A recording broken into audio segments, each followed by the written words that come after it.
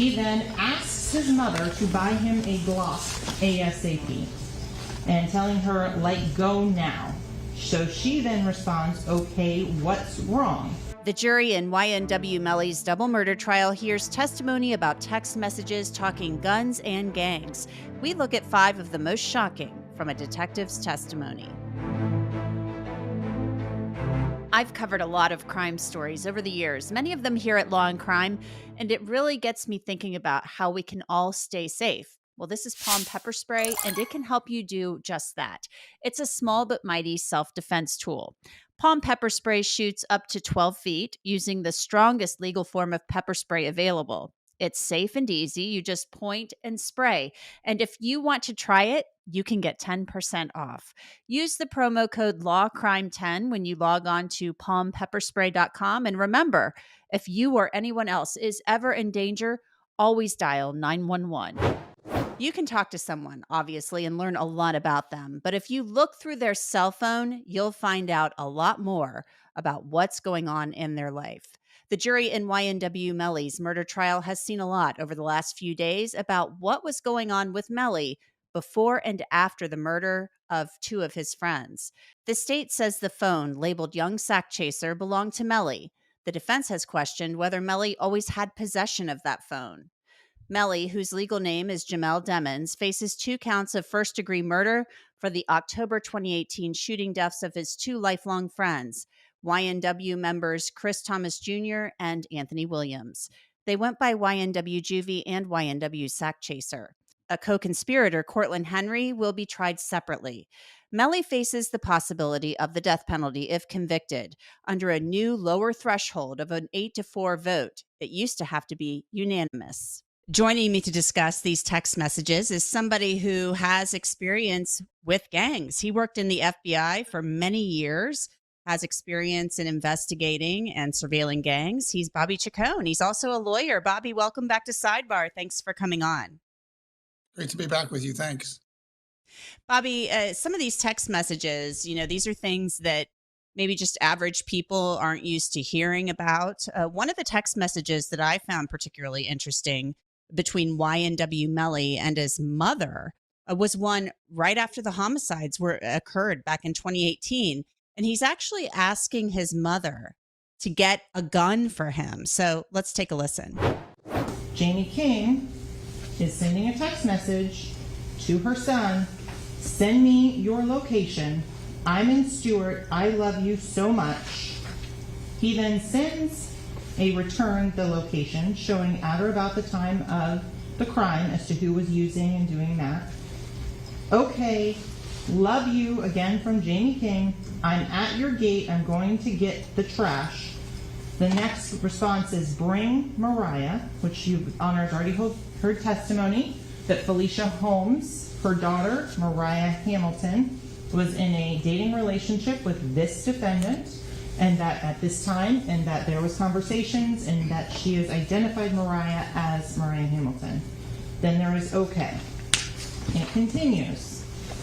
He then asks his mother to buy him a Glock ASAP and telling her, like, go now. So she then responds, okay, what's wrong? She says, I got your 45.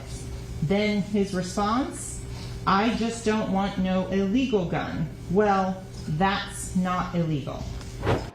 Okay, Bobby. So what I find so interesting about this, there are a couple of things going on here. First, the defense has tried to argue in this case that, this, we don't know if this is Melly's phone. This is not Melly's phone. Well, clearly he's talking to his mother, talking about bringing his girlfriend Mariah to him, and he's asking his mother to purchase him a gun after the homicides, right after the homicides occurred. So the state, I think, is trying to say here, look, this is somebody who's looking for a gun right after the homicides when he tried to purchase a gun before the homicides as well. The murder weapon has never been located. So do you see where the state's going with this?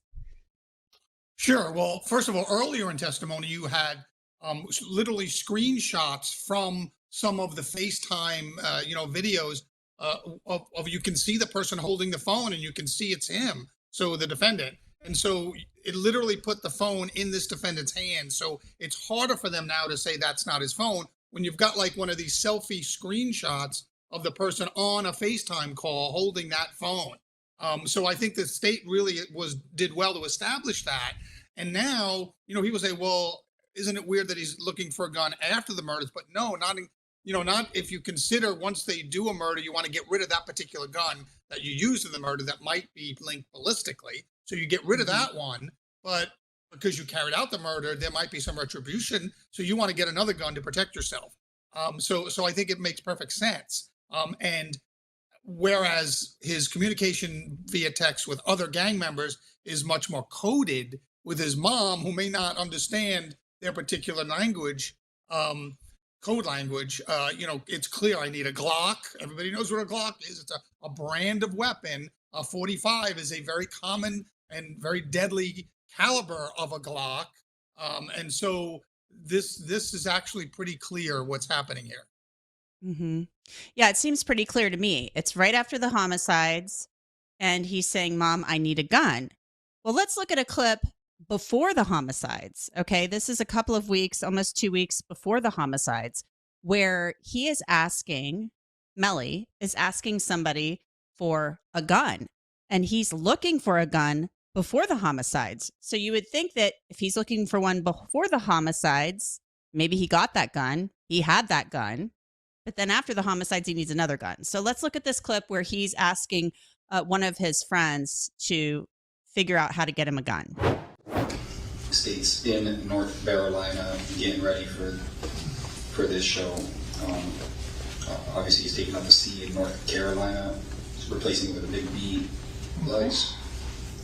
And then the response from the 5054 bang number. Says, I'm about to head to Gotti's concert at SQL. I was just checking in on you, blood. Okay. On page 17, October 14th of 2018. Can you read that one and then explain what it's meaning? 9807 number asks, you know someone selling a glizzy? Glizzy is a slang term for a Glock. Okay. Then continuing on to the next page on page 18. What is the 9807 asking at, again, October 14th, 2018? He again asks, without putting a question mark, but any gun, basically saying, I'll take any gun. Okay. So, Bobby, we have text messages after the homicides asking about a Glock. We have text messages before the homicides asking for a Glock. We know that there were at least a 40 caliber shell casing found in this homicide investigation. We don't have the actual murder weapon, but we do have Melly discussing Glocks, guns that are similar to ones that could have been used in the homicides. Sure, and why would he have to ask his mother shortly after the homicide if he already just obtained a weapon shortly before the homicide? The reason is, once you commit the homicide with that weapon, you want to get rid of it. You don't want to keep the gun that could ballistically tie you to the murder. So you get rid of that gun. However, carrying out a murder sometimes brings attention to you, bad attention from other gang members, because remember, this was a gang on gang. It's the same gang internally. So there might be other people loyal to the victims that might come after you. So you want to get rid of the gun that you committed the homicide with because of ballistics. And then you want to get another gun to protect yourself from anybody or any friends of the victims that might come back after you. So all of this is like the prosecution just walking the jury through the story in the defendant's own words. How valuable are cell phones and text messages in investigations? Because I often say that if you really want to know what's going on with somebody and in their life, don't talk to them and say, hey, how's it going? You need to look in their cell phone. The cell phone kind of tells all. Yeah, it's funny. I've been watching this case as it goes on, and I'm from a generation ago. So when I was investigating, I did Jamaican gangs in New York City for 10 years, and there was no cell phones. We had to have bugs in their cars, bugs in their stores, in their storefronts, in their houses. We had to listen to their conversations. And now everything has changed. The young people today don't even phone call. They're not even comfortable talking on the phone, not because they're afraid of getting bugged, but they've been raised on text messages. They've been raised on social media. So everything is through these avenues, through the text and through the social media. They don't even like to talk to each other. They prefer a text, which is totally opposite of me and my generation, where I would prefer to talk to somebody either face to face or on video or on the phone. I want to hear your voice, because so much gets lost in translation on text, as at least for me. And so, the phone is all important for this generation. It's all important for younger people. They live their lives on these phones. They live their lives out through text. And unlike a voice conversation that's not recorded, if I didn't have a bug up on somebody's phone, that's lost forever. I mean, you might have the duration of the call and the two numbers that called, but you'd never know what transpired between those two phones. Now with text, it's there forever, no matter how much encryption and how much they want to delete it and stuff.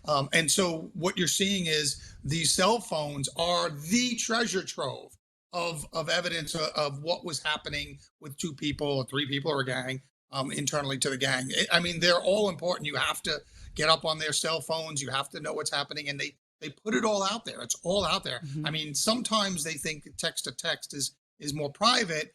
But even look at the social media in this case, all the information that they're putting out onto the public social media avenues that the prosecution is bringing in to this case. They live their lives in the open like this. It's a much different generation than the gangsters that I was going after in the 80s and 90s.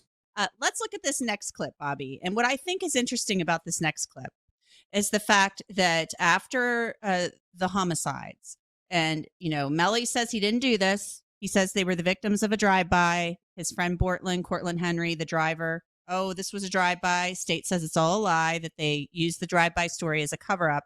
He is messaging this Fredo Bangs. He had sent him like a pin with his location to come pick him up. And Fredo Bangs then responds to him. So they have this conversation about coming to get him after the homicides were committed, really just after. So let's take a look. Page 20. 3220 Southwest 192nd Avenue, Miramar, Florida, 33029. I'm on my way right now, blood. Okay.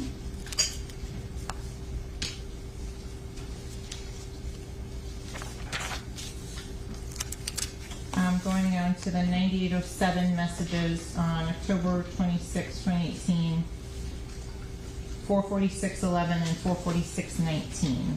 What does the 9807 number say at that point? On this one? Yes. Alright, bro.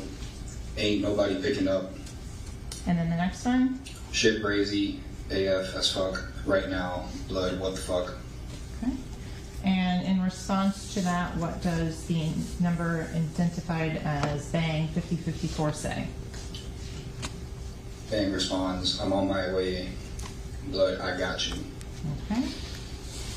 And in terms of the locations or anything like that, you did not analyze any of that data? No. Oh.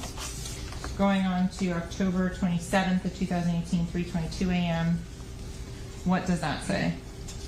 You good, blood? And that's coming from which individual? Fredo Bang. Okay.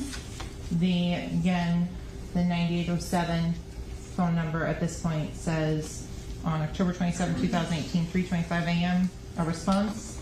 Hell yeah. Appreciate everything, blood. I love you.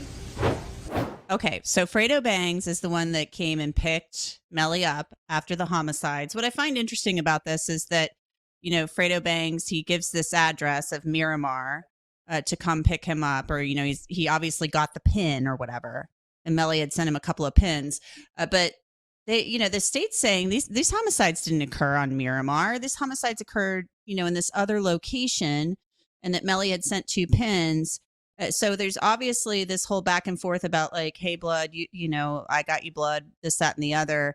So they're talking like in this language. I'm assuming that the prosecution and Danny Polo, the state's expert, are saying, hey, these are gang members talking to each other. So what do you make of this series of text messages and why the state may be showing these, Bobby? Well, because you had 4 people in that car, allegedly, and 3 only showed up at the emergency room, right? The one guy runs into the emergency room. We saw that on video, and the 2 ultimately deceased people are in the car right outside, and the defendant is not there. And so, you piece it together. Again, it's telling the story. Where's the defendant? Well, the defendant's over here. He got out of that car somehow at some point after the homicides, and he had somebody else pick him up. That's why he's not at the emergency room. That's why there's only 3 people out of the 4 that the government alleges was in that car when the shooting happened. And of course, they have evidence that some of the shots may have come from inside the car. And why was the driver who ran into the emergency room totally unscathed, and the other 2 were all shot up, and somehow he escaped without any injury, without a scratch on him?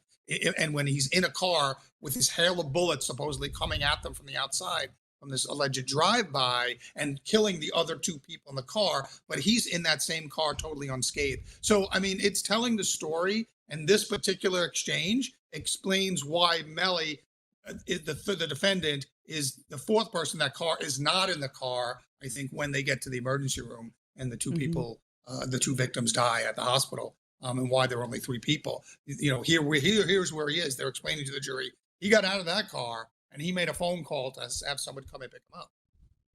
And if you're the victim, the victim of a drive-by, and your 2 best friends from childhood, you've just witnessed them, one sitting next to you, one sitting up front from you. You're literally witnessing them be murdered, right? In a drive-by. First of all, Bobby, how likely is it that 2 people in a car during a drive-by can escape unscathed? Cortland Bortland Henry shows up at the emergency room, not a drop of blood on him, not a scratch on him. So how likely is that? Because I would think even if the bullets are coming in that side of the car, you're still going to A, have blood all over you, and B, it doesn't matter if there's 2 other people in the car.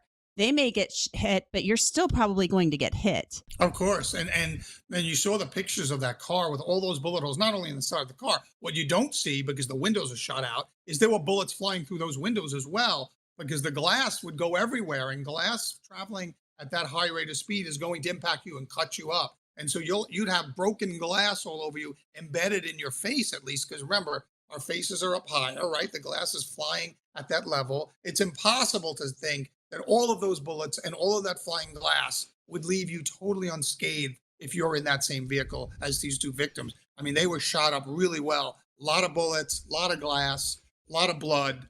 And he comes out of that car without a scratch on him, without an ounce of blood on him. He didn't try to help. A lot of times when you try to save somebody, when they're shot up, the blood actually transfers to you. You'd have that blood on you as well. And then that, combined with the fact that the state is alleging that they have evidence that some of the bullets were shot from inside the car, casings might have been found in the car.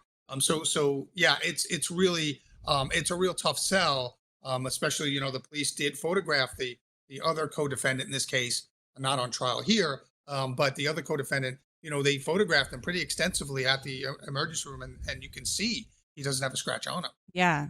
And I think that would be highly unlikely. I mean, if your friends are getting shot up in a car next to you and you're driving the car, you're still going to have, say you don't get hit, you're going to have blood on you. I mean, I blood find and that highly glass and unlikely. scratches and everything. Yeah, you'd have blood and glass and scratches. Yeah. It's impossible for me to believe anybody else was in that car, having looked at those photographs, and come out of that car in the condition of the person in the photographs of the co-defendant that the police took at the hospital. It's really a hard sell for me to believe that.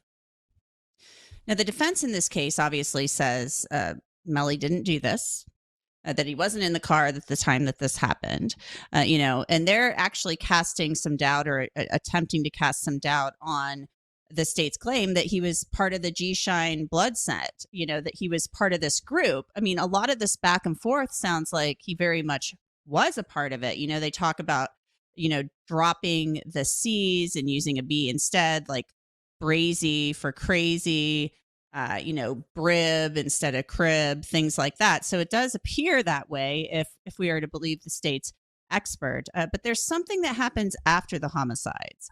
And this was an interesting clip, I thought, where he and this guy, Gino, are talking about, something to do that could show the world, I guess, or to show people, like, who Melly is a part of. So let's take a listen to that.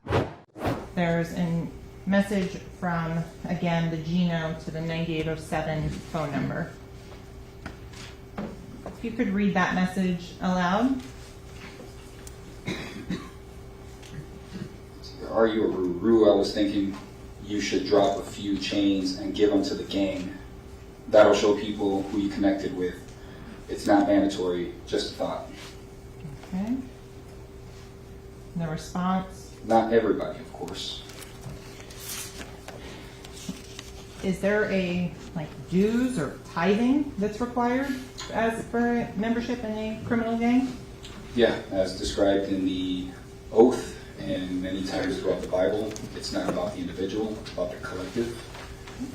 The mere fact that he wasn't even communicating with Gino and with his lineup enough,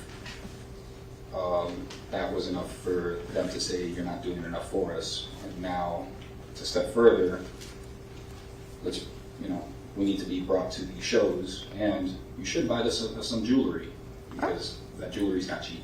Okay, so then the next message from December 12th says you're in the position to be a young Don. What is a young Don? Higher up, captain. Okay. Is that one of the ranks? They didn't reference that name as in their Bible as what they call their ranks. So I think it's just like a term related to the mafia, Don. Okay. And the response from the 9807 phone number is? Let's do it. Okay. Okay. So basically Melly's on board according to the state, and according to these texts, he's on board with the jewelry and the whole 9 yards. So his defense will say, oh, this is all after the homicides. This is much ado about nothing, but your take. Well, it's actually showing that he's getting guidance on how to behave in the gang, how to become a better gang member. Drop some chains. In other words, bring some expensive jewelry around and pass it around to the bosses, to the higher ups. This will show them your loyalty to the group, because as the detective testified in their Bible and their oath, it's all about the collective. It's all about the group. So you should come and you should drop some chains, which is you should bring some, expensive jewelry and spread it around among the bosses to let them know that you're on board. And then he goes on to say, you could be a young Don in caps. We all know from the old Godfather, right? The Italian mafia, Don Corleone. Marlon Brando was Don Corleone. Don is a term that the Italian mafia started as one of the kind of a boss kind of figure, but is now made it to kind of popular culture, and Don is something. So you can be a young Don, you can be a young leader in this group if you behave this way. So he's actually being groomed. He's actually being taught how to ascend himself, how to conduct himself, and how to raise his profile within the gang. That's what all that's about. You can be a young Don, drop some chains, and so he's being kind of tutored in how to, because he's got this rap group going and he's got some notoriety. He can be a young Don in this group if he behaves as this person is guiding him along to behave. I was going to say, using the term Don, that's really getting into your language there with the New York mafia type stuff, because exactly. it makes me think of John Gotti and, the Gambino crime family, the Godfather, everything you're saying. And these are all, Sure. Whether it's the mafia or so-called, gangs, they're all kind of the same thing. Just different cultural aspects of it is what goes on. It's all organized crime. All right, let's take a look at this next clip. This is Melly showing gang signs, according to the prosecution. What are we looking at here? That's a really commonly used blood hand sign, spelled out blood, B-L-O-O-D, using both hands.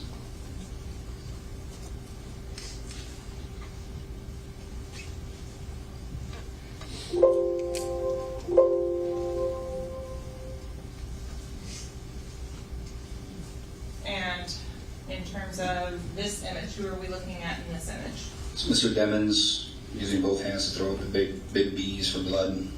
And is this the same jacket from the previous photo? Yes. At least it appears to be. It was a lot more zoomed in. Moving on to the next image here. What is shown in this photo? Mr. Demons putting a big B up to his forehead. All right, Bobby. So what do you think of that? Well, this is another piece to the puzzle where, like, clearly he's either wanting to be in that gang or he's in the gang trying to impress people. He's putting these public pictures out of him flashing very specific gang signs, right?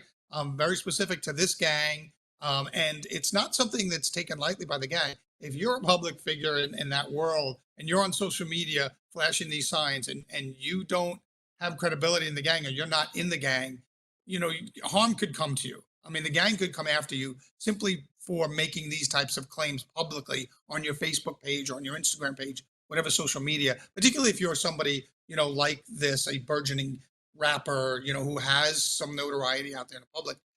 They don't want you flashing their signs unless you're really part of them.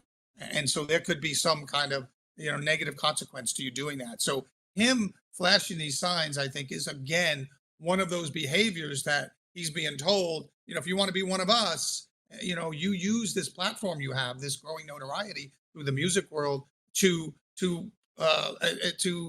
be proud of your membership in us and tell everyone about it and stuff. And I think, this is clearly showing, this isn't just like a peace sign. These are very specific gang signs. You hear this expert. This is why we have, gang intelligence units that track all these things, tattoos, hand signs, clothing, all of this stuff means something. And these gang intelligence officers really do a great job at knowing, because it's constantly changing this stuff. It gives context to a photograph that you might not know anything about what's going on in the photograph, but through clothing and through these hand signs, it gives context to what's happening in these photos. The defense will say that Melly was not in a gang. They're gonna assert that. I mean, they are asserting that, and they're cross-examining, obviously, Danny Polo, the state's expert. But the state is obviously laying out that, look, he killed his friends. He was doing these loyalty oaths to the Bloods. But if his friends, the defense is like, he wouldn't kill his best friends. They've been his best friends since they were kids. This is ridiculous. You have no motive here. Why would he kill his friends if they are allegedly in the Bloods as well? Well, look, throwing it back to my days in the Italian mafia, it was almost always a friend of yours that was called upon to kill you, like you saw it in the Goodfellas movie. I mean, it's somebody that you trust. They always say it's somebody that you trust that's going to put the bullet in the back of your head, because that's going to be the person that's able to lure you to a spot where you're vulnerable. If there's a stranger coming at you, you're going to be a lot more on guard. So oftentimes in these gangs, certainly in the Italian mafia and in some of the gangs I worked, it was a friend that was tasked with taking you out. Once they decided you have to go, it was usually somebody close to you, because that's who can lure you, lower your guard, and lure you to a place where you're going to be vulnerable and they're going to be able to kill you. So that's the argument that, you would never kill a friend. That's long been blown out of the water and dispelled in both the mafia and in gangs. In fact, the mafia has always said it's almost always going to be someone close to you that puts the bullet in the back of your head. Very interesting. Well, Bobby Chacon, thanks as always for your time and your expertise. We appreciate you coming on. Always enjoy my time with you. Thanks. And that's it for this edition of Law and Crime Sidebar Podcast. You can listen to and download Sidebar on Apple, Spotify, Google, and wherever else you get your podcasts. And of course, you can always watch it on Law and Crime's YouTube channel. I'm Angenette Levy, and we will see you next time.